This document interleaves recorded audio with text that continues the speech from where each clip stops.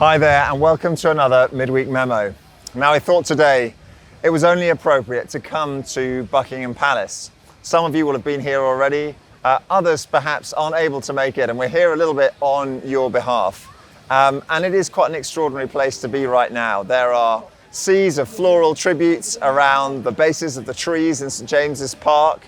There's a huge number of people already on the Mall just to my left here who are waiting for the funeral cortege to go past later on. The mood is subdued but not grief-stricken. And there's a sense of dignity about the occasion as people want to mark something very important.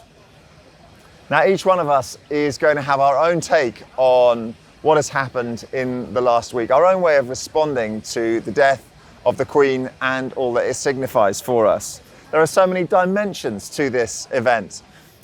There's just the sadness of losing a familiar person, I guess, that's wrapped up in viewing the very public grieving of our royal family. Of course, there's also that sense of giving an account of the Queen's life, of putting the full stop on it and seeing all that she's done in one.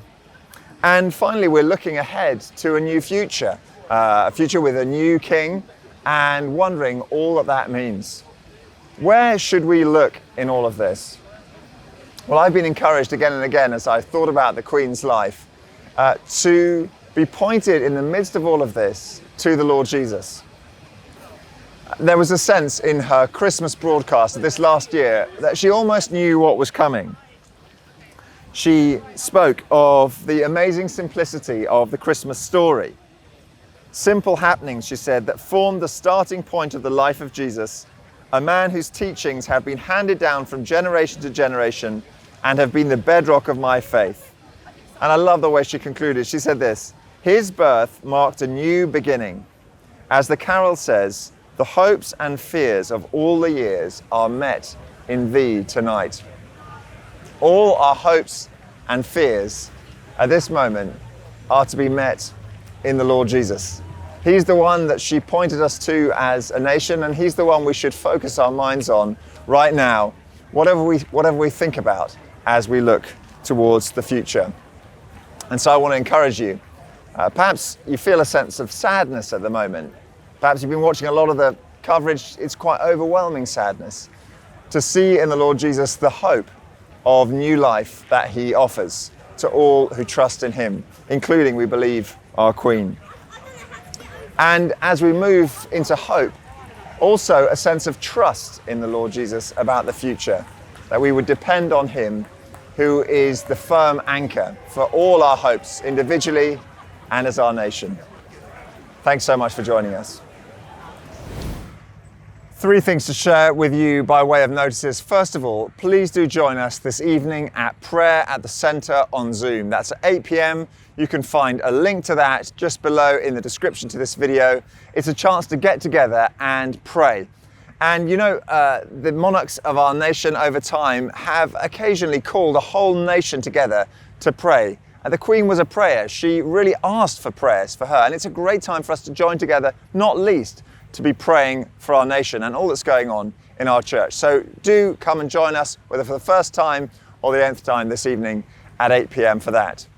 The second thing to point you to is that on Monday, on the day of the funeral, we will be showing the funeral in the church building.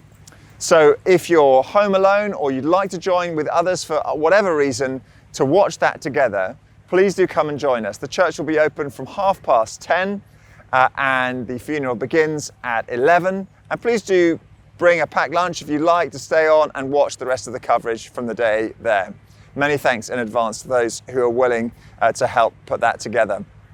And then the third thing to say to you is to remind you of our community day. Now, in the midst of all that's been going on in the last week, this has slightly gone to the back burner, but it is an important event for us as a church family. Not this Saturday, but the Saturday after, we are going to be joining together to look after and care for our building together as a community. Come and join us. Come and do some cleaning. Come and do some sorting. Come and bring whatever gifts you've got to help make our building a really welcoming place.